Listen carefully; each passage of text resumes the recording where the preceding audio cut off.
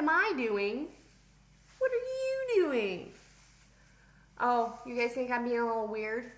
A little strange? I guess that means you could say I'm being zany. You say, Miss Dunlop, you are being so zany. Or you could say, Miss Dunlop, you are the zaniest person I know. Or you could say, Miss Dunlop is way zanier than I am. You're right, Sarah. Zany is the word of the week. Let's learn how to spell the word zany. Spell it out loud as I write it on the board. Z-A-N-Y. Zany. Zany. Zany.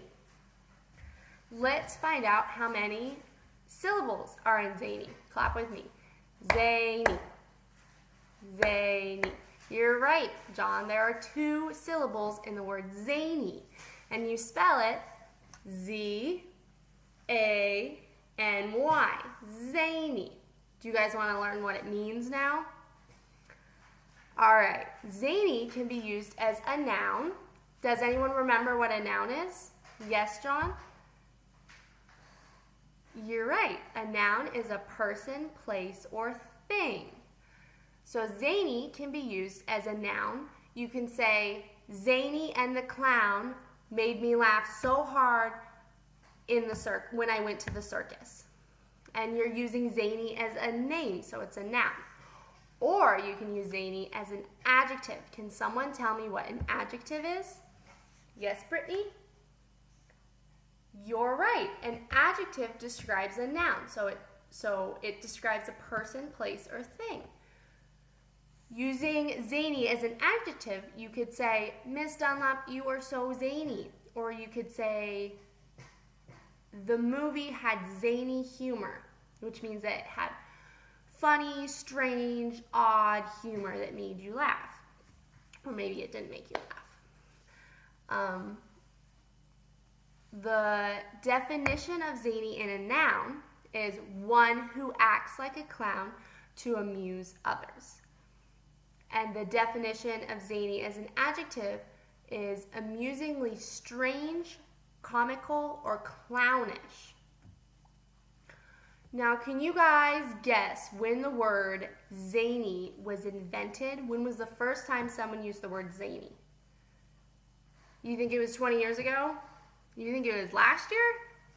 You think it was 1,000 years ago? Oh my gosh, that's such a long time ago. Well, zany, the word zany, was invented in 1596. So right now it's 2018, and this word was invented in 1596. Wow, that was a long time ago.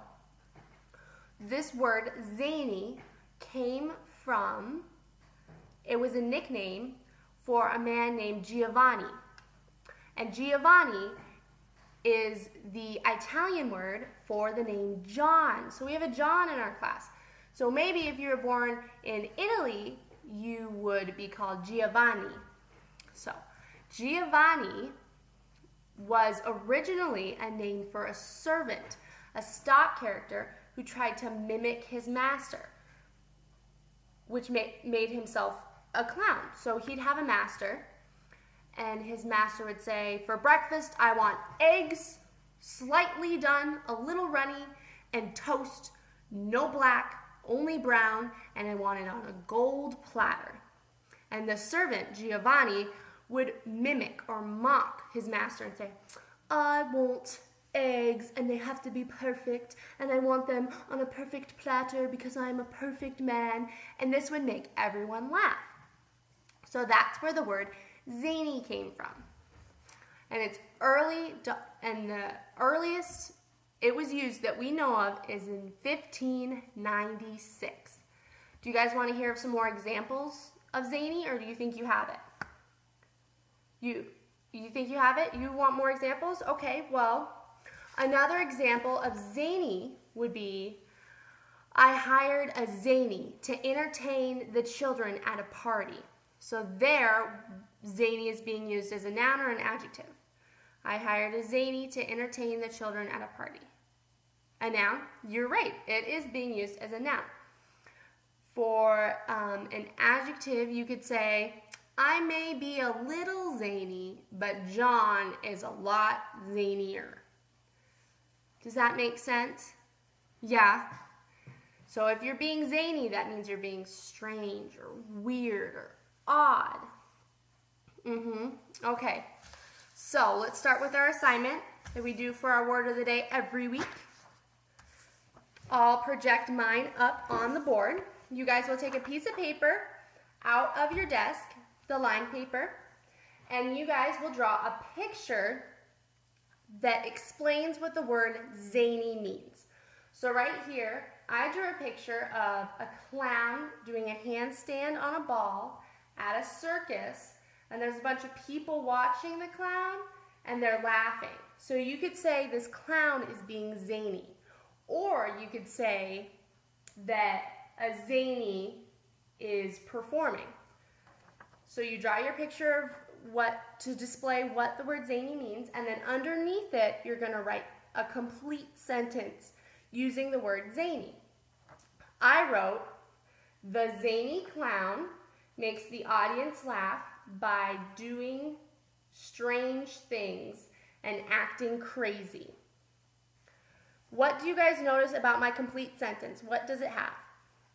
You're right, it has a capital letter. And it has, what's at the end of it? A period, you're right. So a complete sentence will have a capital letter, and then it'll have a punctuation mark at the end.